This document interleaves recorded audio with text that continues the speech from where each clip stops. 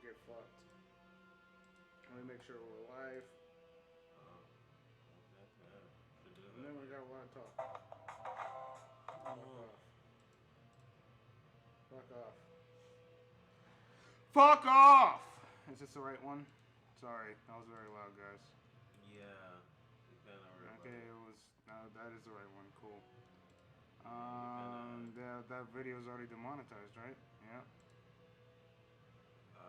No. Not by Twitch standards. Not by Twitch. We're not talking about that though. Yeah, not by Twitch standards. But you're on it, so I mean, it doesn't matter. Am I live? Okay, we are live. We always are live. Okay, well, here we are. Well, what are you doing? We're doing some prep for a session today, so I guess since this is our first prep session that we're doing, we need to talk about what's happened so far in our playthrough on the AC2I channel and exactly what's next for us, because per tradition with this group and just us in general, fucking flipping everything upside down and just doing whatever we want turns into the entire chapter pretty much being rewritten into some random nonsense. No. It's awesome. Is it? I think. But let me give you some descriptions. Some history. So, I think this is why we do these prep sessions too, because partially it's for us, because we don't sit there and that's what made Out of the Abyss a lot more tolerable for us, because we were able to sit down here and talk it out. We're not posting those pre-session stuff because it wasn't off of D&D Beyond, so apparently if it's off of D&D Beyond we can show it, so we can tell you and show you the prep off of D&D Beyond. D&D Beyond! So, we're going to go over each town that we have done so far, and it doesn't change away from the quest. The quest will always be there. It's just everything surrounding it's always going to be like... I think Bremen was the most normal one. Out of every town that we went to, it was the most normal one because they didn't just go in there and just be like, hey, who's the leader? Fuck you. Flip you around and... Whoa. undress you. Whoa, we started off. Sorry. We started off in Lonelywood, which is session ones typically are session zeros and session ones are typically the most viewed anyway. But right now, this is the one that people like the most because it was the most nuts that we've seen. But the thing is, they have like a way for you to do these quests like in an order, but that's no fun. For me personally, it's not fun for me personally. So, while there is ways, we started off in Lonelywood, which was probably one of the hardest quests to do because essentially what we're doing is, first off, before we even speak about this, we have this thing called the Character Initiative, which Chapter 1 is so open world. Before we actually get into the meat of the story, which is Chapter 2 and beyond that, we basically allowed our players to play whatever character they wanted. If they wanted to keep switching characters in and out, it didn't matter until Chapter 2 started, when they have to choose a character. So it seems that people have chosen a character and they've liked it. It's just the only person I'm not sure of is Joey, which we still need to talk to him. Joey is definitely like me. He tries out that's fine. Things all the time. It's totally fine. I'm just curious if he's ever going to go back to his original character that he played in this. Who knows? So, story, they come in, and instead of going into individual characters, they'll only come up if they're important to the story. White Moose quest, they go and they talk to the leader, Halfling Nimsy Huddle. They talk to her. They get the quest for the White Moose. They go out and they speak. They find the White Moose. They let the moose live as long as they show them where the person that brought them to life using the Awaken spell is. They find her. They go into the area. We spent like an hour just trying to figure out what to do, which makes sense because we're level 1. We're talking about a druid that in the stat block has unlimited wild shapes in the stat block. And it's like one of those things of how do we solve this quest at this point? It's probably unsolvable. Which it pretty much was. Until just random nonsense occurred, and we had enough random NPCs and monsters that were just in the. Mainly lots of improv.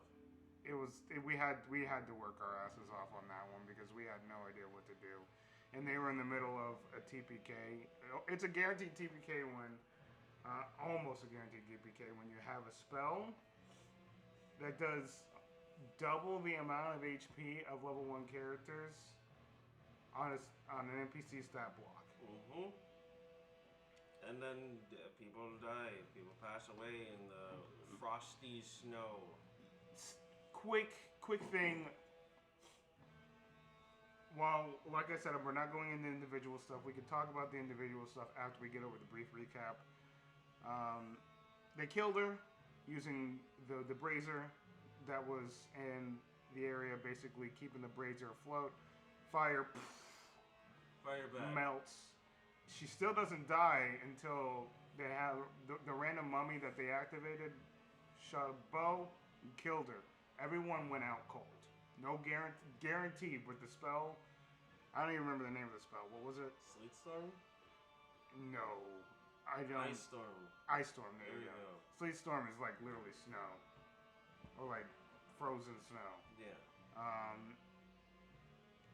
They basically got three people guaranteed died there. They died outright.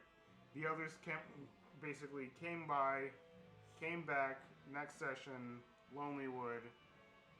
They had a burial for the 3 of them, which would make sense. It's very fucking sad. Speaker lost her shit. The character that I was playing pretty much comforted her, brought her back. It's on mine. Very hard.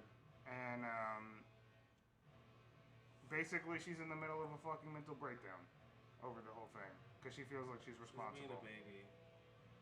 I mean, I'm just going by what the character stuff they give me. That's what happened in Lonelywood pretty much. There was more shit, but like I said, I'm only going brief details when it comes to stuff we did with Lonelywood.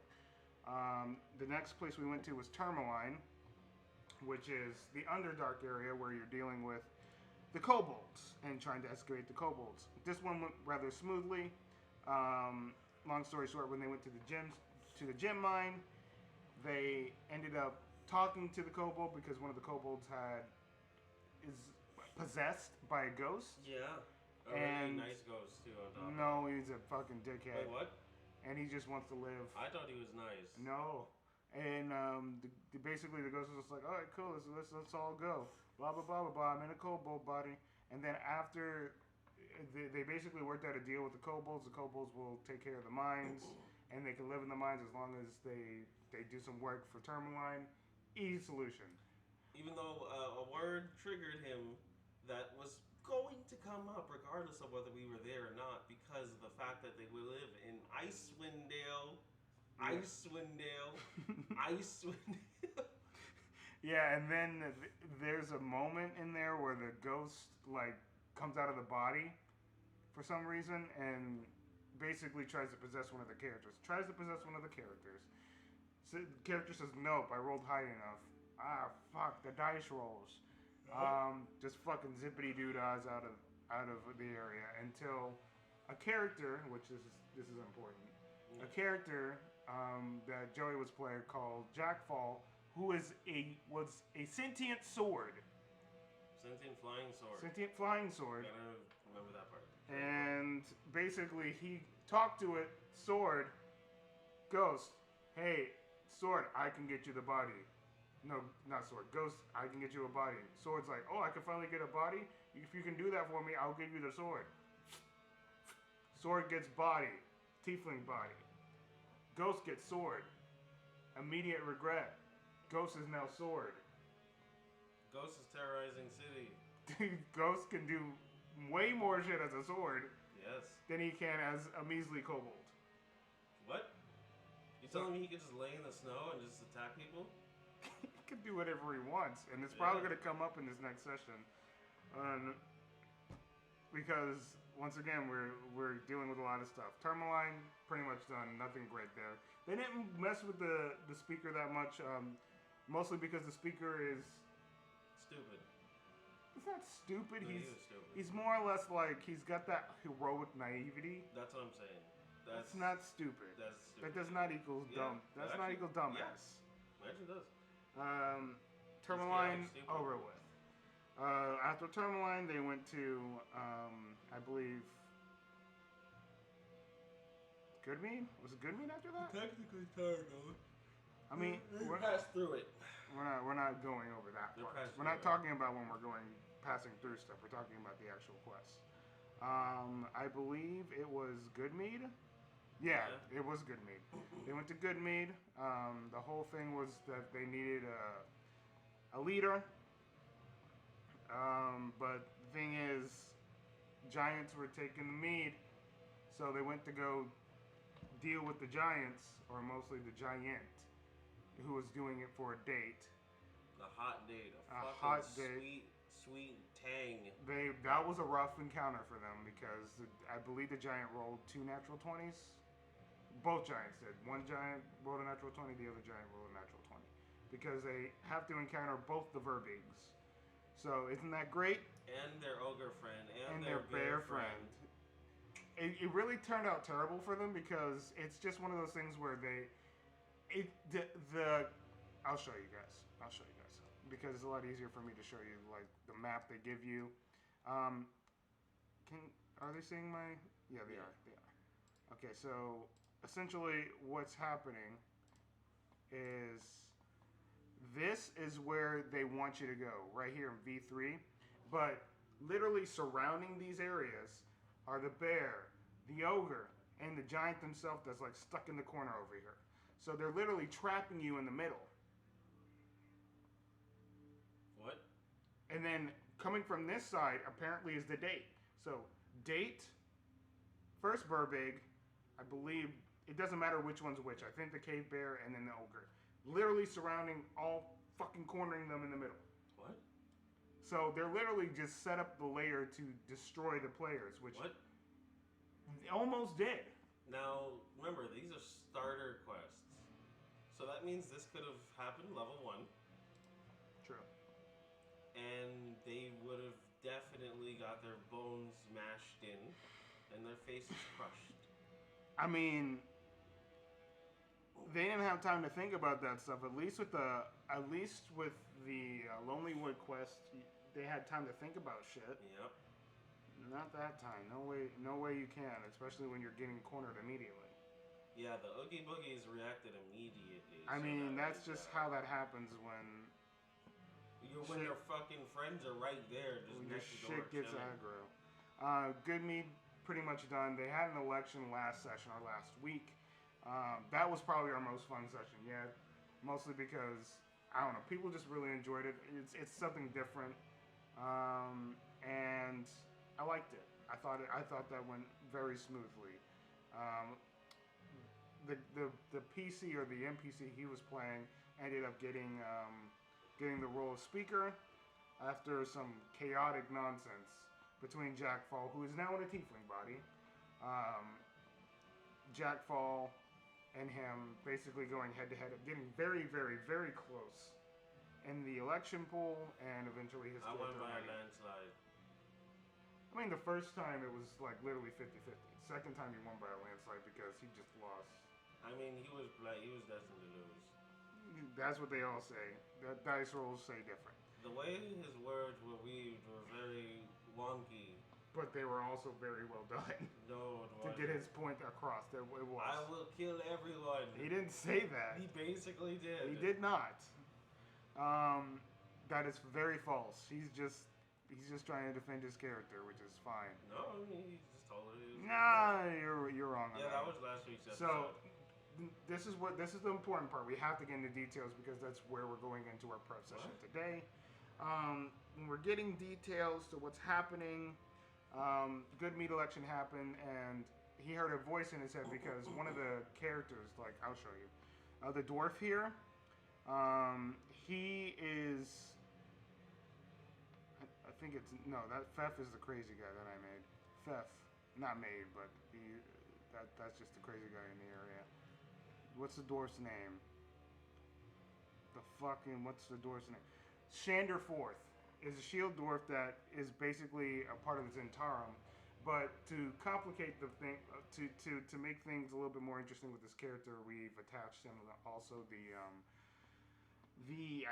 the organization of the demonic cult that's in Caer-Dineval. So he's a part of both, and it ended up being a fight after pretty much Jackfall. While he was under the assumption that it was the leader of Targos who attacked, it was just him and the demonic cult gang just fighting them, and pretty much just going aggro on the town because revenge sake. And we have convinced everyone in most of the world of 10 towns that it was Targos. So that it's a little fucked as far as Targos leaders cases, but it's also not, because he's always had the Targos leader is always. He's probably one of the top 3 leaders. There's a reason why he's got a picture, because he's able to weasel his way out of any situation. He's able to talk his way into things, and he's able to get shit done. So, as much as we would love to play the fact that, okay, regardless, his position is going to be on the line, and there's going to be elections all over the place now. That's what we mean by, like, we've turned the world upside down unintentionally. Literally every place is going to have a re-election. Some people are... Besides Bryn Shander, because that's just like the only guaranteed leader that knows what they're doing. But then again, how do you know what you're doing in Icewind Dale? You just kind of don't. Icewind Dale. The fact that she does is insanely impressive. Icewind Dale. So literally, the last thing that we left off was they all went to Bryn Shander, and there was a meeting between the leaders. There's a couple of leaders that didn't make it because in Caer-Dineval, the leader is a notorious drunk, gets drunk all day, so we're basically saying he got drunk, didn't even know what was happening, and regardless if people were trying to wake him up, he just stayed in all day via trying to cure his hangover. So we also did the Lake Monster. Oh yeah, sorry. It went over so quickly, really, because... But that was meant to go over quickly, because we knew that via what how our players played, because Chris is playing a very talkative tabaxi. Just trying to convince himself, or just trying to basically not weasel his way out of situations, but he's a good talker. The character's a good talker. So the talker just talked to the creature, let him know that because the druid is dead in Lonelywood, as long as they told him that, quest solved. They don't even need anything else. Just tell him, hey, stop eating people. Don't worry about it. You'll still have your intelligence. Oh, okay. And then that's it. Thank you. So that was probably the easiest quest via their struggles at the beginning, they made that quest just a snap. Yeah, without that previous quest though, that would have been hard. That would have been hard. Plesiosaurus was designed to drag one person down into the water, kill them, and pick people off one by one. They had a chart. There was a chart before that said, "Hey, there's certain things that you can run into potentially that can literally capsize your goddamn boat." Yep. Great, we're all in the water. We'll all get exhausted and die and drown.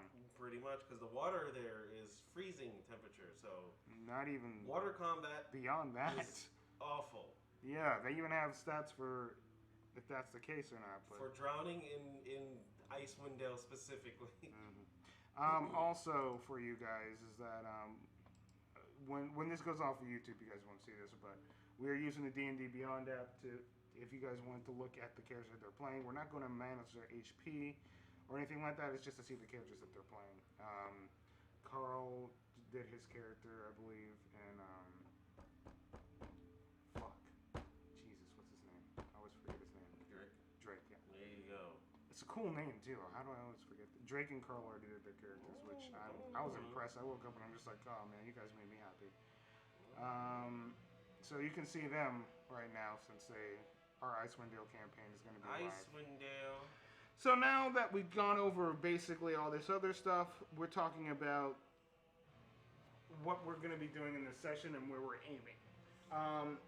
Our aim for the moment is because of the leader conversation is going to probably, because there's no source of stuff and they can't pin it down on the Zentarum, or they can't even make it so they can't even like attach the Zentarum to the leader of Targos if they wanted to, because he's just so good at covering his tracks and making sure that things aren't recoverable that they can't even do that. So the Zentarum out of the question. Leader of Targos, while he is going to be looked at a little bit more and he is going to have a re-election, pretty much not going to be stared at anymore. Unless, of course, they decide to assassinate him, but that's another story. They could do whatever they want. They can. So literally, the only places that did not have leaders show up is Caer-Dineval, because their leader is under. Okay, remember these are spoilers. Spoiler alert! Spoiler alert! Spoiler alert! I mean, like, you wouldn't be watching this if you guys weren't like aware of some of the spoilers potentially. So. You better not be. Don't complain. The leader is literally not there right now. He's being held hostage in the castle or the Caer itself. And pretty much there's a chance that he dies anyway, but there needs to be a re-election in every place. And because Caer-Dineval's leader's not really there, and the person that is literally putting on an illusion of him can only do it for a certain amount of time, they're not going to make that big trick to Brynchander and do all that kind of stuff. So the Caers didn't even show up. That's what we're saying, at least. The Caers didn't even show up to the meeting. So Caer-Dineval and Caer-Conic, because they didn't show up to the meeting, we're literally under heavy scrutinization now. And pretty much that's where we're going to try and lead our players to. If they go someplace else, it's fine. It'll just be like we have to really wing it. Yeah, this is just the easiest way for us to. Because for the most part, like the missions are given by the town speaker, so yeah, which is good and bad, because now that we decided to do this whole complicated re-election thing, it's not like it's just the thing that makes sense to us. Most of the people, or at least several of them, I know are guaranteed to get their jobs back unless they interfere, which could be a thing. We don't know yet. We can literally just have a whole bunch of PC characters that they randomly created be the leader of 10 towns at this point. And I think that would definitely make for a weird economy. Your character, the thing is, with Goodmead, they expected a player character to probably take that role. And if not, they had a character that the person, Oliviesa, that I was playing, they had her be like, okay, I'll do it then. I mean, it was guaranteed that it was going to be my guy, so it doesn't matter. No. It was guaranteed. It was not guaranteed. He was a phenomenal speaker, because I am phenomenal. It doesn't matter. You were rude, and that dropped you like that several wasn't rude points. at all. I was the nicest person there. You fucking were rude. I literally made. You were nice. I allowed everyone to talk. I know, but you were also fucking rude. Not at all. Rude. Nope. Alright, so because we're planning on doing Caer-Dineval today, we're going to go look over base stuff from Caer-Dineval. That's basically going to be our prep session today. We're looking at Caer-Dineval, not Caer-Conic yet, unless they're just like Caer-Conic, and then what do we do? And then they just go to Dunghole. Dunghole? Don't you mean... Dunghole. That's basically a play on words. Yeah, I know. Dugan's Hole. Dugan's Hole. Dugan's Hole. In generations past, travelers to Caer-Dineval had to follow the rocky shore of... Oh, yeah. Sorry. You're not wrong. Lac Dinishare until after several hours, they spied a small fortress. the Caer, for which the town is named, jutting up from the prominence where it overlooks the lake. Okay, instead of reading all this, I'll give you the general understanding because we've looked at this enough to understand most of it. This place is pretty much, it's like, think of the royal castle, except there's no royalty. It's just rich people passing on their lineage from generation to generation to generation of the castle. Spreading their seed. That's essentially what this is. Spread the seeds. And whoever runs the castle, whoever runs the town leader typically is the one who runs the castle.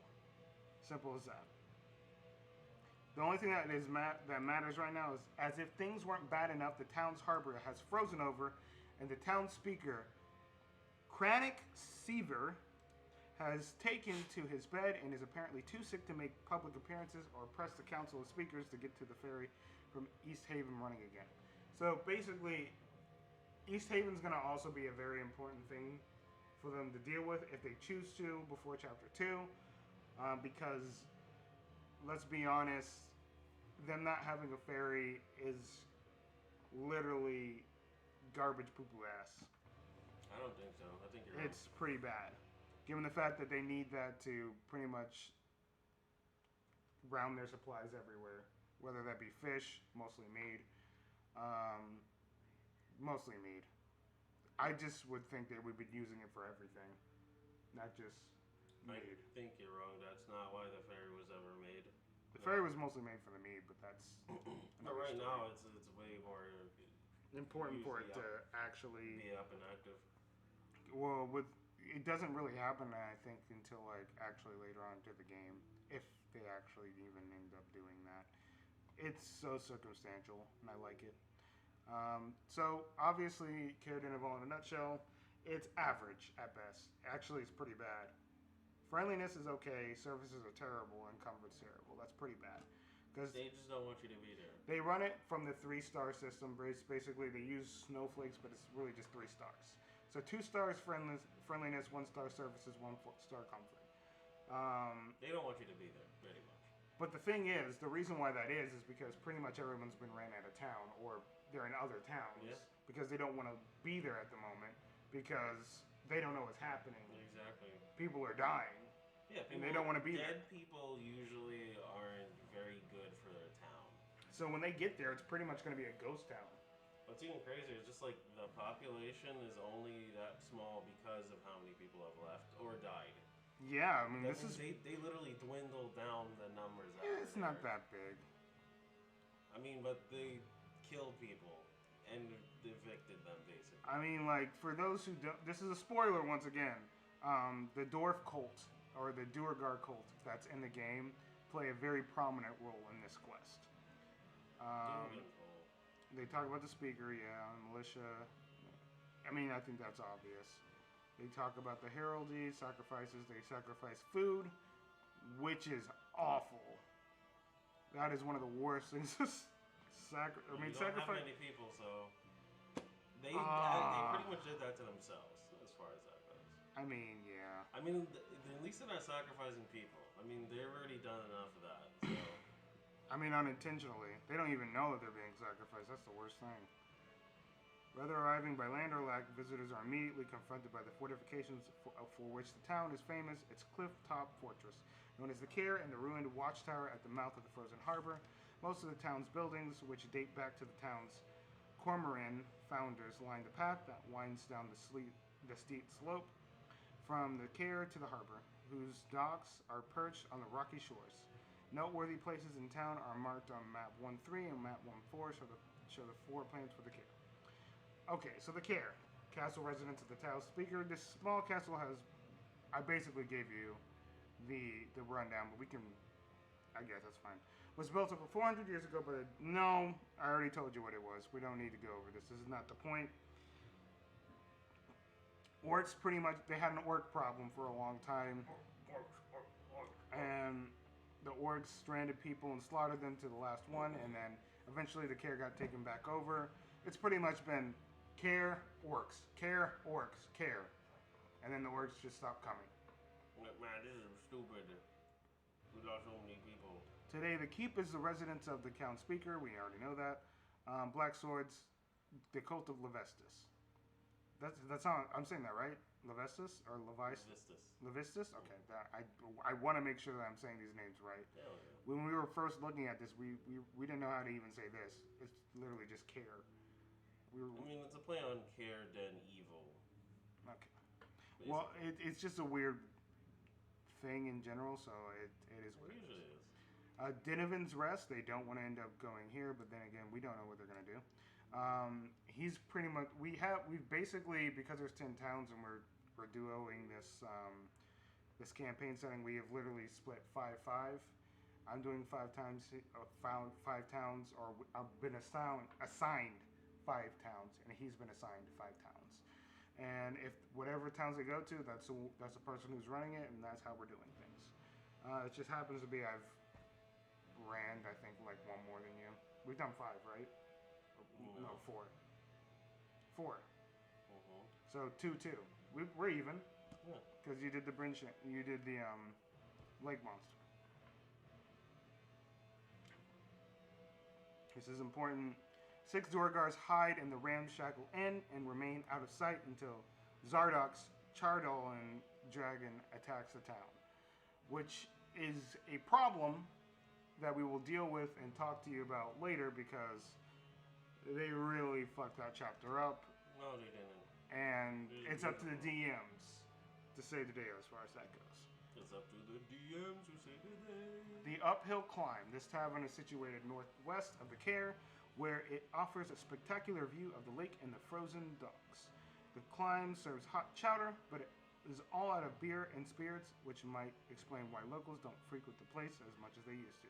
The proprietor, a rugged middle-aged man named Rorik, lawful good human commoner, blames the cursed winter and the closing of the East Haven ferry for his business woes.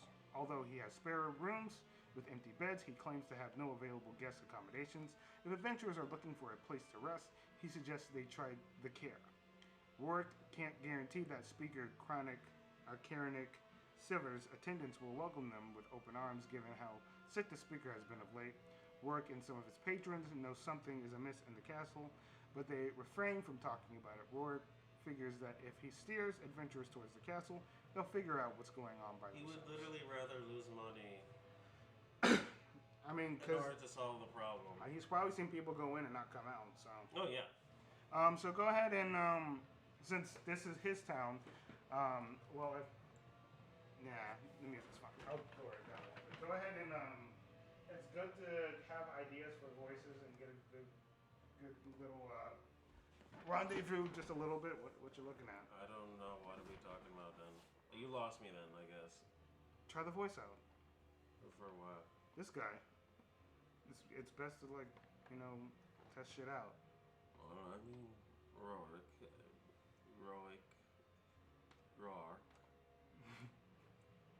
Yeah, that's what I mean, I'm saying. he's fairly simple, most likely. He probably talks very calmly and plainly. Very studious. Probably not very urgent in his speech this way. He doesn't give off any bad vibes or anything like that. You want some clam chowder? I got chowder. I don't have any beer, but I've got chowder. Many chowder. You don't have to have it be complicated or anything like that. It's just, sometimes it's a good idea. This is all out of beer and spirits. Yeah, I mean, he's probably very sad, just in general. Exactly. So it's perfectly fine for you to do whatever you feel like is best. It's just nice to already have the voices ready, because sometimes when we're just on the spot, granted it's okay because we're used to it, and it's fine. We're gonna have to do that anyway. But when they give us characters, it's nice to actually be able to have an idea for the voice. Isn't it nice? And we don't have. Actually, we have plenty of time. It's just if we want to get food before we want to go ahead and look at this stuff, and then once we're done with the black swords, looking at the black swords bit, we're going to go ahead and get ourselves ready, prepped, and head on over there for our 5 o'clock game today. Black swords. The characters don't get this quest in the customary way, which is to say that the residents of Caer-Dineval aren't counting on adventurers to help them. He's running this, and the character that I am playing, which is Louis Lightsword, Fire Genasi Artificer. He is a resident of this town, is pretty much not intentionally steered in this direction, but he's just like, Caer-Dineval has not been normal for a long time, and now that there's adventurers and there's people that can help me, I want to see if we can do something about getting that town back in action. No, it's not intentional. He probably was, but he's not going to say that. The characters don't get this quest in the customary way. The quest falls into the party's lap if the characters decide to visit the Caer. Here are a couple of reasons why the characters might go there. Looking for a good night's rest in Caer-Dineval, the characters are directed towards the castle by Rourke or some other NPC. I have a house. They don't need that. A sad story told by Cora Mulfoon, the proprietor of the buried Treasures Inn in Bremen, might spur the characters into searching the castle for her missing son, Hewar. Oh. See, this is why we go into details with stuff. Cora, do her. I mean, it's not really going to be serious. She's probably not going to come up at all, but do it. What do you mean? There you go. Done. Chronic. Wow. When you play a voice line and you've practiced it for 10 years. Yeah, and just like you keep pressing the button, it's just the same voice line. What are you doing? What are you doing? What are you doing? What are you doing? What are you doing? What are you doing? You're telling me I have 10 years of voice What are you lines doing? and you used only that one? What are you doing? What are you doing? What are you doing? Oh, Jesus, I'm just being silly. The cultists keep the speaker alive in case they need him to make a public appearance. Come on, they're not. A rush meeting like that, they're not doing that. This is why we're the DMs, and this is a guideline. We're in a rush meeting. They're not gonna give a fuck. Well, they didn't know that there would be a rush meeting. Exactly. Who's gonna tell them? No one. There's no one going to be like knocking on the door. Hey, what's going on? Oh God! You sure about that? He'll never be seen again. These devil worshippers keep a low profile while seeking out new members to join their ranks. Oh God, this is going to be so interesting. Knights of the Black Sword. The Knights of the Black Sword are a secret society of cultists devoted to Levestis. Did I say it wrong again? Levistus? Okay, Levistus. The archdevil who rules Stygia. Stygia? Stygia? This makes more sense. The sixth layer of the Nine Hells, from the confines of an ice prison from which he cannot escape. Most of the cultists are Icewind natives who would have perished in the wilderness had Levistus not intervened on their behalf. The cultist stories are all the same. The archdevil reached out to them in their minds as they were freezing to death, offering a second chance at life in exchange for their absolute devotion. After they agreed to follow Levistus, I keep forgetting. Levistus. Doesn't matter. A pale glow caught their eye in the snow nearby, leading to the discovery of a sword-shaped amulet of Chardolin. Each of these amulets has an inner radiance that provides warmth and aid, protecting its wearer against the cold, while guiding them safely back to civilization. Once its wearer reaches 10 towns, the talisman loses its inner radiance. Yet the cultists keep their amulets as signs of their devotions to the Archduke of Stygia. Who cares? See the Chardolin amulets. Oh my God, I know what those are. They'll tell us that in a second. Yeah. Those are fucked up things. No. No, they're not. Shut up. The Knights of the Black Sword have members scattered throughout 10 towns. They welcome new members and answer to Levistus, who speaks to them infrequently using a powerful form of cross-planar telepathy. I'm getting pissed. Levistus has I know I'm saying it wrong again. My brain can't process the other way. Has recently called upon them to help another of their master's disciples, an albino tiefling named Avarice, achieve her goals, which is it's playing a big part into my character. Which, oddly enough, Avarice is a part of our campaign as well. Oddly enough, I didn't know that there would be someone named Avarice. Yeah. In this as well, that is also evil. But whatever. It's just used for evil names. Even though they find her demanding and difficult to live with, they dare not defy her. So, this is why I've chosen. Um, this is why I've chosen this character to live here, because backstory. Because we are looking to make some of these characters a little bit more defined and interesting. Not to say that they aren't, especially given the art being, as beautiful as it is. We're doing our best to try to make them have redeemable qualities at points. So my character used to be an albino tiefling who was in love with Avarice. Avarice. That's her name? Avarice? Mm-hmm. With Avarice. And ended up dying because they were part of the wizard cult, or like the wizard organization that's out here. Wizard? I don't remember the name of it right offhand. Wizard? July. Black Swords? No, Black Swords aren't the wizard cult. You know what? Since it's gonna bother me, I want to look. Wizards? Wizard? Because I believe it's I know it's in the enemy area. Because that's how that is. Wizard? Literally, it's an organization, the Arcane Brotherhood. Yeah. Arcane Brotherhood's out here causing havoc, and she's a wizard that's a part of the Arcane Brotherhood, but is also working with the Black Swords because they can provide her comfort, and why not? Wizard? So basically, they were once in love, ended up dying. He was also a part of that, the wizard organization, Arcane Brotherhood, and ended up dying, and pretty much every person in the Arcane Brotherhood took a part in it because they saw weakness in him showing emotions. He died out in the wilderness. I took the secret. A druid basically reincarnated me, and he reincarnated me into a fire genasi. And I am now just a fire genasi that is got these memories that he hasn't been able. He's got memories that, and he understands his past, but it's hard to connect like some of the dots, and there's like missing strands here and there.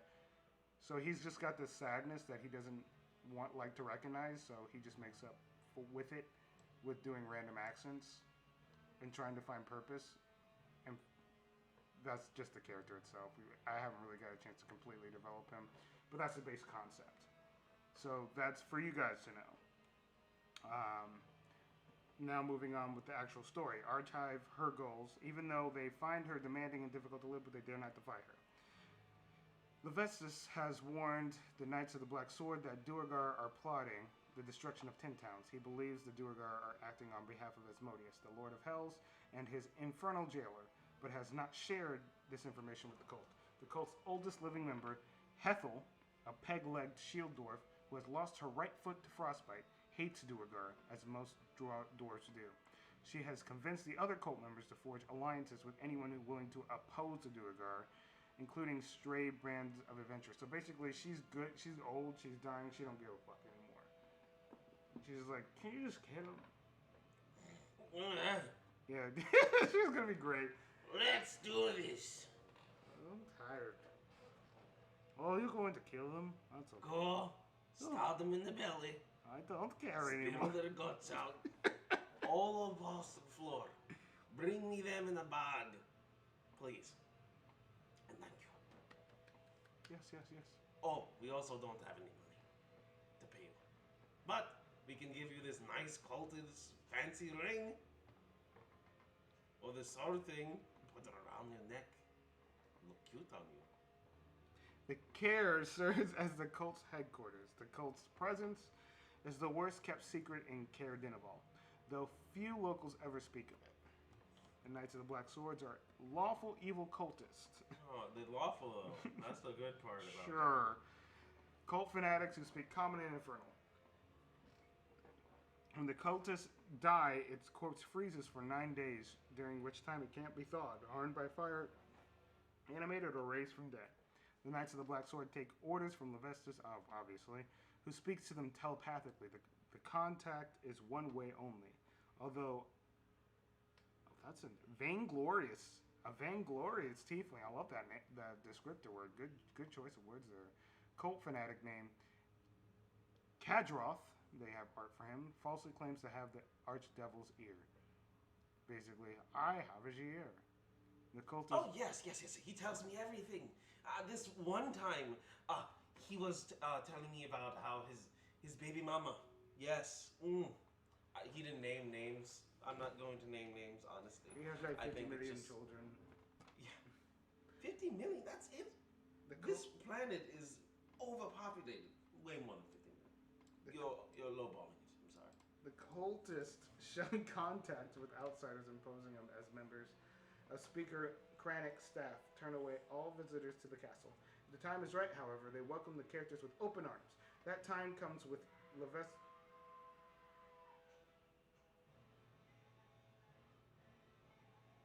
Damn, kids be kids. We ain't man. got no control over our children. Kids be crazy. That was like a literally. That was like a cartoon yell. That was blood curdling. Yeah, right. I thought someone was dying. Exactly. That time comes when Levestus instructs the cultists in no certain terms to form an alliance with the party.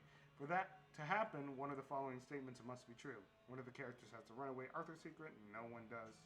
The characters found and killed the group of Duergar hiding in Dinovin's Rest. Nope. The characters meddled in the affairs of Nildar's Sunbreath, the Unseen, or his other brother. So essentially speaking, even if they go there, they have to weasel their way in very hard. Well, I can easily do that. But then again, I don't know how well that's going to go. Unfortunately, they're going to be looking to me to take the lead on a lot of this stuff, which I can try. That doesn't mean you can always try. I can always try. Mm. The character's not meant for charisma. He's going to be a salesman. He's already selling magic items, and he's literally going to be like, imagine Rise. You know how it goes, scrolls, like, oh, fucking scrolls. Yeah. I'm going to be literally like a scroll salesman. Like, I have a shit ton of paper. I literally have Illusionary Script as one of my spells. I'm literally just going to be that kind of character that sells spells. Scrolls make you a lot of money, and they actually have rules for that in the player's handbook. Yeah. Of how to do that, and it's fun. I want to try them out. Levestus tells the cultists to terminate the alliance if one of the following events comes to pass. If the characters attack any member of the cult other than... They don't care about him. No, this guy's literally going to be the only person they'll be like, oh, okay, he kills him. Okay. Whom Levestus secretly despises. The characters harm... avarice. Which is very hard for them. It's going to be really hard because I'm probably going to get in the way of that. They might actually just be locked out of this. The characters give up their fight against the Duergar menace, threatening 10 towns. I think that they might actually fail this one. I feel it's very easy for them to fail this. But this is just where they're headed next. This is a challenge. It's just going to be a hard one. There's always hard challenges. It's just the lake monster, which was originally supposed to be hard, wasn't, because they already took care of one of the most difficult challenges in the game so far. The characters can ambush one of the cult members as they leave the castle on cult business, then use the cultist amulets and garbs to fashion disguises for themselves. That's what I was planning on doing. Like, I wasn't planning on walking in. That's why I said either that or they get in the hard way. That's what I'm saying.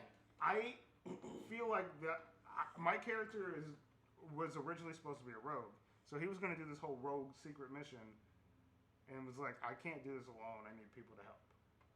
But I changed it to Artificer because I'm just creating a character.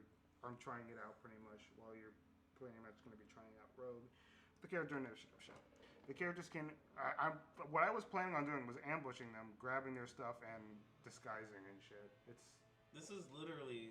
I was literally planning on doing Cookie this. and Clean's mission to get inside. It literally would be similar to that. That's what I'm saying. We got this. I think we can do it. It's just that was. When I was even coming up with the character concept, I'm just like, I literally don't see this character going in and talking. He knows what's been happening with the Caer, so he would be trying to sneak in. With the aid of climbing gear or magic, the characters can scale the castle walls, seen or unseen. That'd be dope. The characters can use a charm spell or a similar magic to convince the cultists to let them inside.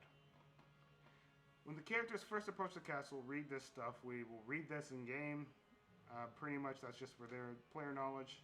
Snow-covered ground outside the castle is 10 feet lower, blah, blah, blah. Okay, so what matters is the castle defenders and the locations itself. It's probably the biggest location so far. It's a castle. Suspect it. It's a mini castle. It's a castle. It's a keep. Okay. Castle is relatively small size. makes it possible for one cult to sound the alarm simply by yelling. If an alarm is raised, the following cult members are tasked with defending the castle, which will be very hard but easily done. Well, the thing is that, sadly enough, cultists don't have spells. They are literally just people with weapons. Are we all here for you? And then the cult fanatics have, I think, like... They do have spells. They have a couple. Like warlock shit. Oh, I don't know if Knights of the Black Order have different ones, too. I don't... Let's look at that. Yeah. Let's look at that stat block. I doubt it, but let's look. Oh, they might. They have spiritual weapon. Holy shit. That's cleric shit. Spiritual? Yeah, that's actually pretty strong for two of them. A whole person's a fucking problem. And they have 3 spell slots, so they can literally... Dude, what I'm saying is whole person's a problem, because all we have to do is one of them fails a whole person check, and they have 12 cult members well, the thing is that to crit them. They can cast Shield of Faith before the battle even starts. Cast whole person once they see someone by holding it before they get there. And how many were there? 12 cultists? They can crit them. They can crit that person over and over again as long as they hit. Because I think that's exactly how their battle strategy would be. That's what I'm saying. Whole person in itself is just broken. So whole person, spiritual weapon, those are already going to be problems. There's 2 of them. We're trying not to get caught, but if it happens, it's going to be a rough fight. So it's either it goes fast by killing everyone because they all come into one area and we have to fight, or it goes a little bit longer, or how the thing was intended, and just have to stay there for a while. We'll never be able to predict whether they storm the castle with opulent force or take the sneaky sneak. Because we don't have a ranger that can use passive on I just see them killing the guy too. Just straight up killing the guy. If they sound the alarm. The leader, I don't see why they would keep them alive. But then again, we haven't read everything. Exactly. We haven't read everything, so they could have a reason to keep them alive. But that's me. I'm not trying to be morbid here. Or creating like an impossible situation for my players. I'm just trying to think things out logically. C1, which is this area right here, main gate to 2 lowered iron portcullises. Okay. And 2 sets of closed wooden doors seal off the castle. The gatehouse holds the mechanisms that raise and lower the portcullises, as well as open and close both sets of doors. Knock spells and similar magic can bypass these barriers, while otherwise requires siege engines to force open. Engines? Holy shit, where are we going to get those? Characters who stand outside the main gate and announce their arrival can speak to the guards in the gatehouse, unless Levestus has told them to do otherwise. They deny the character's entry, declaring that speaker is too sick to entertain guests. If the characters claim to have 1 or more healers among them, the guards respond, has no need for your heathen rituals. Get out of here, you fucker. Yeah, you guys are cursed. With demons. Yeah, your demon blood. C2 Snow Courtyard. The hut is an outside outhouse, currently empty. Many tracks lead to and from it. So it's just a hut. Potentially... It's an area that they could probably ambush someone, basically. Pretty much. But, with that spell that I gave them, or the spell that I've given, the spell scroll, which is the, God, what the hell am I thinking? Lehman's Tiny Hut? Yeah, they can literally just use that area if they really wanted, or needed a rest. And then Liam and Tiny's hut there. They literally can't do shit about that. C3, kennel and sled storage. 6 friendly sled dogs, use the wolf statistics, are housed inside this kennel. They bark loudly whenever someone approaches within 10 feet of the door. The cultists can hear the barking but choose to ignore it. The dog sled is stored here, along with the dog's harnesses and reins. Kennel Boy. Sleeping among the dogs is an 8-year-old Kalistite youth named Alisar Solmander. What the fuck? That's random. Yeah, they don't really discuss the Kalistite. They kind of expect you to know who they are, which isn't really good. Yeah, it's not good writing as far as that goes. He was found stowing away inside a crate of supplies that was delivered to the castle over a month ago, and now does menial chores for the cultists. Alisar knows the layout of the castle, and he can be coerced or bribed into helping the characters. He can move about the castle without drawing suspicion. I'll probably just bullshit some stuff The lower level of each tower contains the 3 cultists at rest. Contains 3 of them. Furnishings on this level include 6 wooden cots with furs and matching footlockers, where the cultists keep their cold weather clothing. A copper brazier full of hot coals is situated in the middle of the room. Protruding from the brazier's base is as bellows that can be pumped to reheat the dying coals. The dying coals. Our dying coals. I'm dying. coals. I'm dying. Okay. A wooden staircase hugs the outer wall as it climbs to the second level, which is unfurnished. Gusts of winds enter through the arrow slits on this level. Northwest tower. The tower has 2 additional functions on its ground level: a stone trapdoor in the floor beneath, which is a ladder that descends to area C16, and a secret passage to the speaker's office. The secret door is spotted automatically by any character who examines a section of the wall.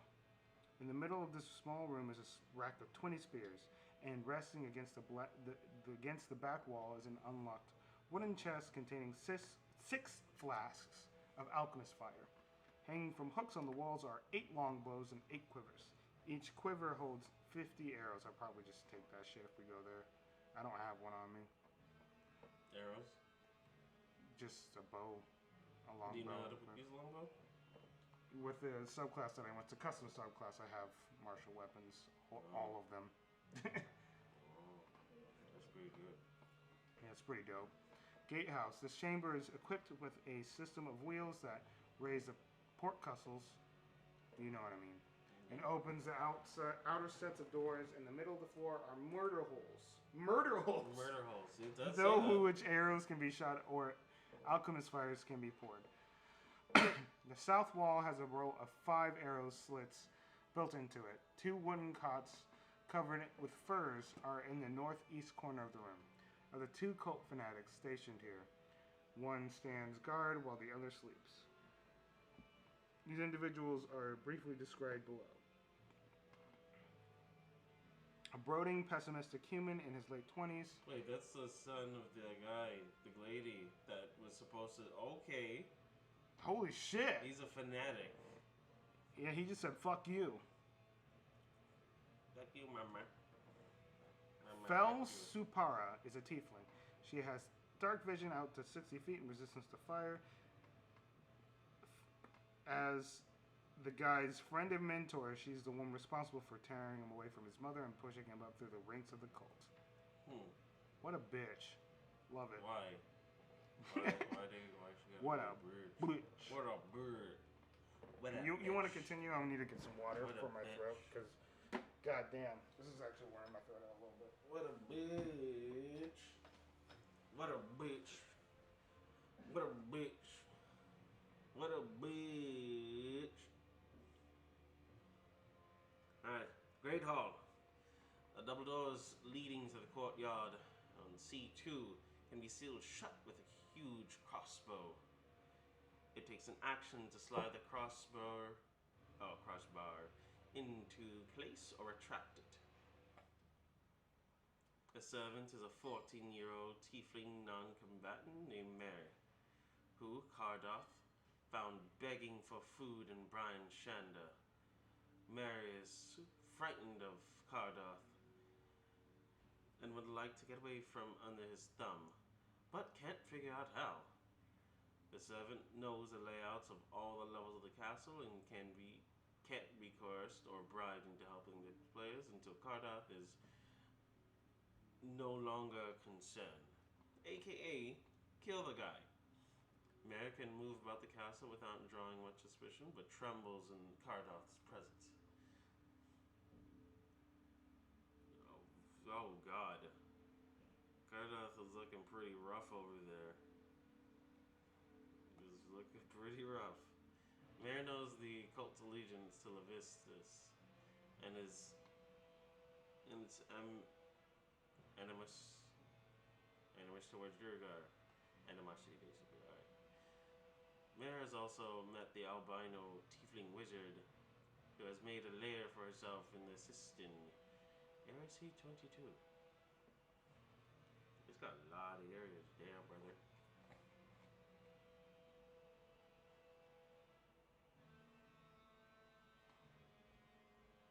Alright, Speaker's Den. This is a well-appointed sitting area where Caer-Dineval used to meet the visitors, whether distinguished guests or concerned townfolk. Comfortable furnishing about, and the cultists keep a fire burning in the hearth. Standing outside the doors of the speaker's office, C9's a sadistic little klutz, a human named Thob. Hey, those who job is to serve Cardot's beck and call. It's mostly a thankless role that comes with a mountain of variable abuse. The only time Thob feels awarded is when Cardath orders him to relay instructions to another cultist, an effective empowering Thob to boss around the others in Cardath's name. The speaker's office. Cardath is sponsoring lawful evil, tiefling, old fanatic, who has dark vision outside the range of 60 feet and resistant to fire damage. From this usurped office, he coordinates all the cult activities in 10 towns, and his role has he carved out for himself by asserting that he's titled Levistus. So this guy's the speaker, essentially. He's the acting speaker. Essentially, because he's literally taken the form of the speaker. No, I don't think so. He's just a tiefling. That's not what he looks. That's not the same guy. That's Cardoth. He's a tiefling. He's just a tiefling. But is that the speaker of the town? Speaker of the town. He's being held hostage. I think he's a human, though, right? That's what I'm saying. So he's taking the form of him. No, he's just a tiefling. The leader itself? This guy, Cardoth. Yeah, I know that. He said he's taking the form, like. No, what I'm saying, he's like using an illusion spell. That's the only way that they can like have him come out and do stuff. Is that what's happening?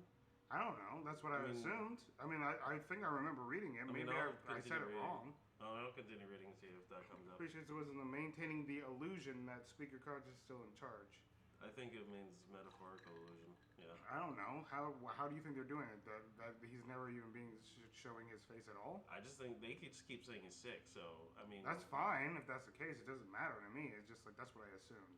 I mean, he just, when you see the excuse, I mean... assumed. He called in sick. Spells and magic. He called in sick. Spells and magic. That's fine. Yeah, I'm not the one running it. You are. Go. Okay. I'm not the one running it. You are. Go. Spells and magic. Okay. Spells and magic. You see what it says that right there? No. Spells and magic are the reason why the speaker is not shown. He rules the roost by sheer force of personality. Wow, what a country. Lord chafes him that Ethel Archon has more respect and influence within the cult.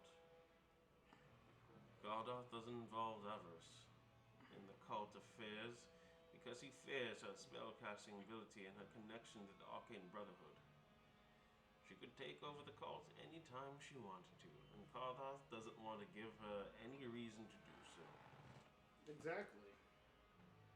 It's only because he's secretly hated and not openly hated. I know. For all his political machinations, Cardoth is a visionary who has so far made the cult stronger than his actions and decisions. He spends hours behind his desk, staring into a burning fireplace and drawing inspiration from the crackling flames. The slightest disturbance upsets him. What a piece of shit. Ooh, is disturbing Cardoth. You hear in your head, you're a piece of shit. You wouldn't say that, sadly enough. It's a secret hate. No, you hear in your head, you suck. That must be someone else for the fuck saying that. Yeah, I'm saying that Cadroth appreciates the wisdom of maintaining the illusion that God is still in charge, if only to keep the Caer-Dineval's townsfolk from being restless. Thus, when necessary, Cadrat has the town speaker brought to his office to sign official documents. So he just uses his hands to write. Basically, that's the only time he gets freedom. In addition to his weapons, the regalia, Cadrat carries a ring of keys that can lock or unlock every interior door. He has a master key, a skeleton key. It's fucking dope. Yeah, dude. This room is served is for the servants to rest, bathe, and clean their uniforms, and furnishing reflect as much. When taking over the castle, the cultists imprisoned most of the speaker's servants because they couldn't be trusted, retaining only the cook.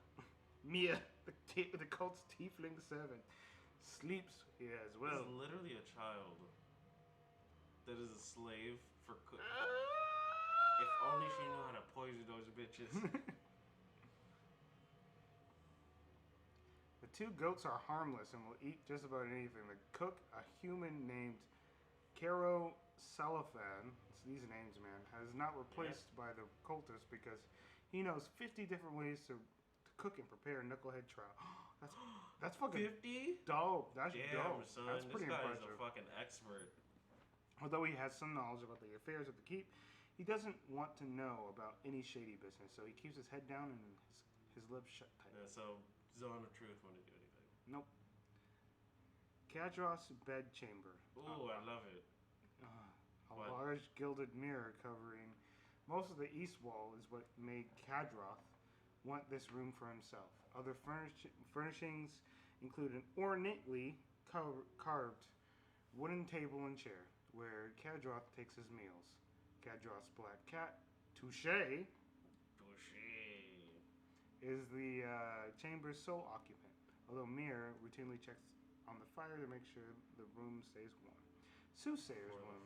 The shield dwarf in the rocking chair is Hethel Archibon, a non-combatant. She's the cult's soothsayer, an oldest member, too old, in fact, to harm anyone. On the plate next to her is a knucklehead trout fillet topped with goat's milk. Hethel won't touch it because she's sick to death of trout. I get that. Hethel is a heartless creature, not cruel out of spite, just blunt and mean, uncaring way. She doesn't hide the truth or mince words, and she knows her soul is going to the nine hells when she dies. She also sees glimpses of the future, which means she's rarely shocked by what's happened around her. These revelations have kept the cultists one step ahead of their enemies for a long time. But Hethel's health is failing, and there's nothing that can be done for her given her age. She considers Cadroth a worthy leader, but lost his respect when she told him that Levistus, or whatever his name is, hates his guts. Cadroth has tried to forget that conversation and looks forward. I don't know what she's saying. Hethel has foreseen her doom. She dies of natural causes immediately after sharing the following information with the character. What the fuck? Yeah, she just dies right there. Zardog Sunbright, a Durgari warlord, will conquer Icewind Dale unless the characters defeat him. Zardok has a fortress on the surface, hidden in the spine of the world. It contains, among other things, a forge powered by the still beating heart of a red dragon. Kind of like my beating heart. A Zardok has a plan for the systematic destruction of 10 towns, which the characters can discover if they search his fortress. The characters will die if they face Zardok too soon. They must test their mettle against the horrors that haunt the farthest reaches of Icewind Dale before they can hope to survive the perils of Zardok's fortress. What the fuck? Damn, that's They literally just they made it. Dump / spoiler alerts. They just made it an intense scene. Mm-hmm. That's really good scene work, if you ask me. A human cultist named Yarjath has the inevitable task of guarding Speaker Sever and making sure he doesn't leave the room once the characters deal with Yarjath. They can reckon with the town speaker. Perfect timing, blah blah blah. Speaker, a 49-year-old unmarried man, has been under house arrest. That is a very... They really want to make sure that this guy's kind of a douchebag a little bit and be like, yeah, that's why he's not married. Wow. All right, do him. What? Do him? I do not want to do him. Just say perfect timing. Perfect timing. clicking the voice line over and over again. Perfect timing. Perfect timing. Perfect. Perfect time. It's the only line you're using. You're a 49-year-old unmarried man. Who cares? Why would they? That's just so silly. That's a silly quality to put. That's the characteristic they put for him.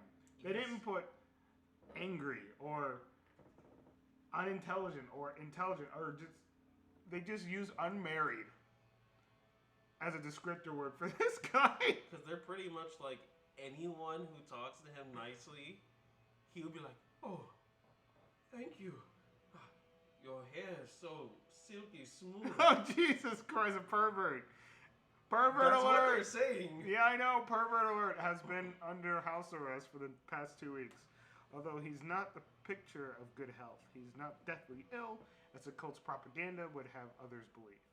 The only time Kranich is permitted to leave this room is when Kadroth needs him to sign paperwork. Oh, if only he knows that he's actually going to be in an election after he's over. What do you mean? I've been trying to get out of this place for quite some time. Every adventure has failed. Can you rub my over here, please? No. But I need it. I don't care. The cultists slew the Speaker's guard, but are keeping his servants alive. Kranich has been warned to behave himself, lest his servants pay the ultimate price. He doesn't know where the servants are being held, but he knows the cook is still making meals. He suspects the rest are being kept in the cistern under the castle. Kranich won't be happy until he regains control of the castle, and his captors are punished for their crimes. He has little to say about his captors, since they don't share information with him. His captors arrived under false pretenses, claiming to be neutral arbiters employed by the Council of Speakers to help Caer-Dineval resolve its fishing disputes with East Haven and Caer-Dineval. The one calling the shots is a tiefling named Kadroth. They've already explained this, but sure. Sorry. No, I'm saying he's just explaining it if no one knows. So has been told to tell him. Oh, I didn't. Yeah. I saw that just now.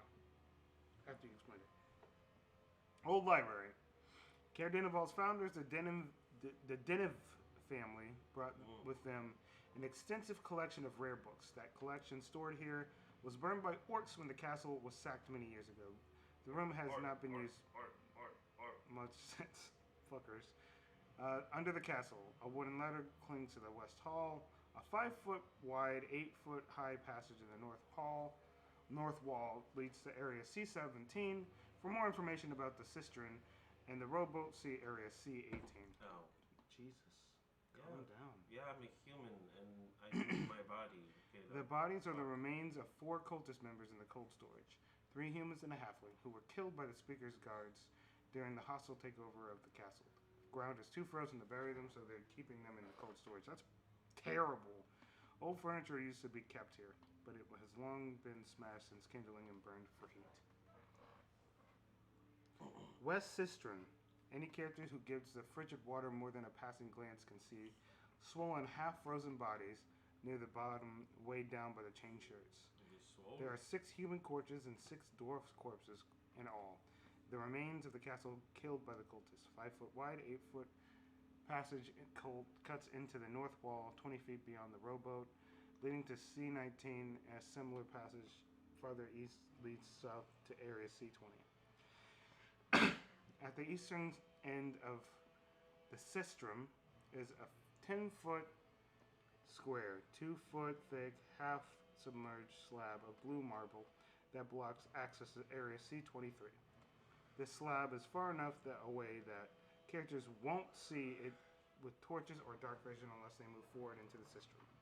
The lever that lowers and raises the gate is in area C-22. The gate can also be opened with a knock spell. Characters can use the rowboat to reach this area, the floor of which is above the water level in the sistrum.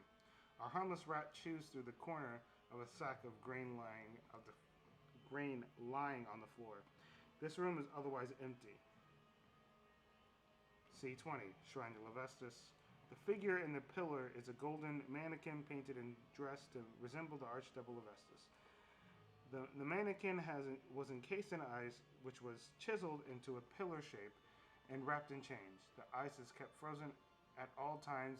The 10-foot square patch of brown mold growing on the wall behind it. Any characters that touch the pillar of ice is close enough to the brown mold to be harmed by it. Any characters who succeed on a DC 10 religion check can guess correctly that the cultist used this frozen chain wrapped effigy as an altar. Sacrifice. Continue on. Sacrifice. Other furnishings from in this former storeroom include a red rug, an Arab bed, a freestanding mirror, and a wooden frame, none of which are remarkable.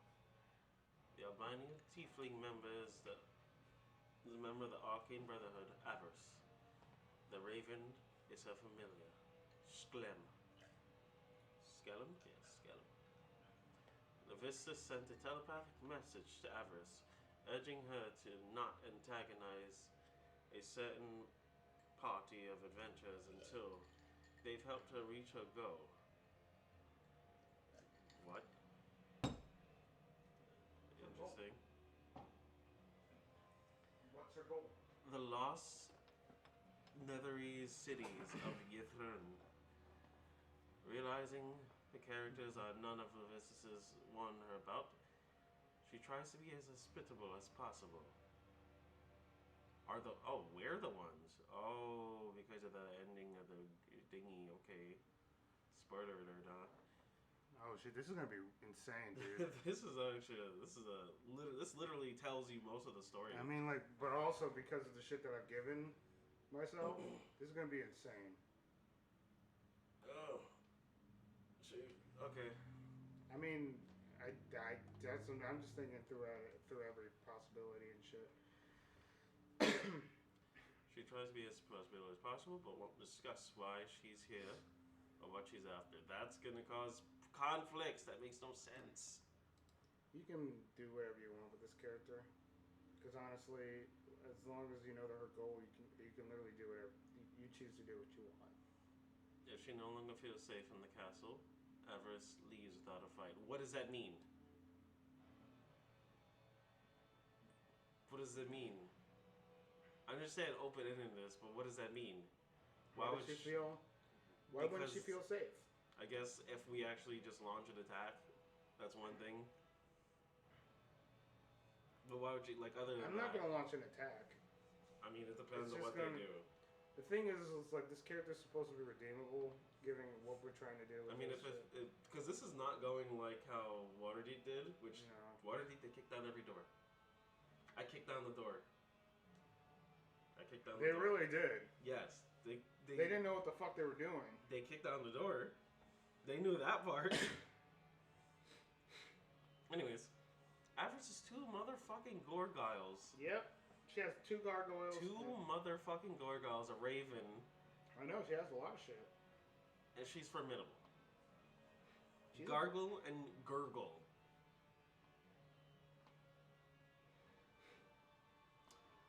Moving on, are not present. Gurgle. Gargle? Gurgle.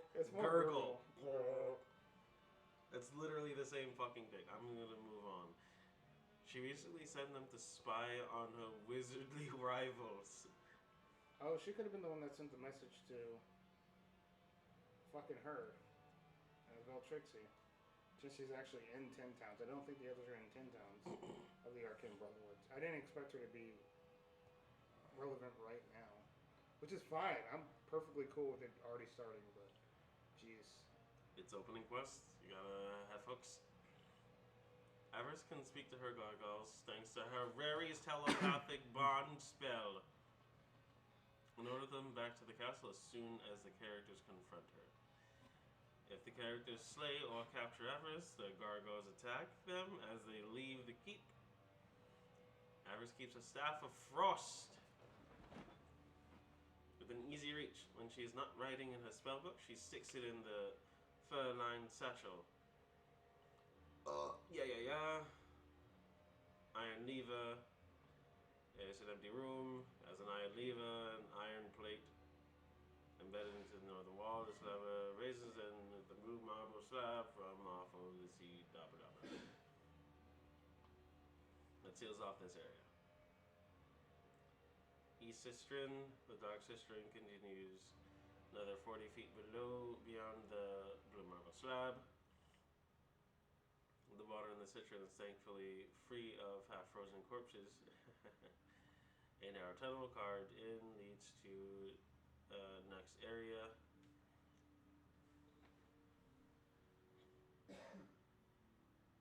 After the cultists took over, they trapped most of the servants in this area. 5 of the speaker servants, unarmed human commoners, have been trapped in the place for 2 weeks. All of them malnourished since the cultists fed them only once every few days. The servants are briefly described below.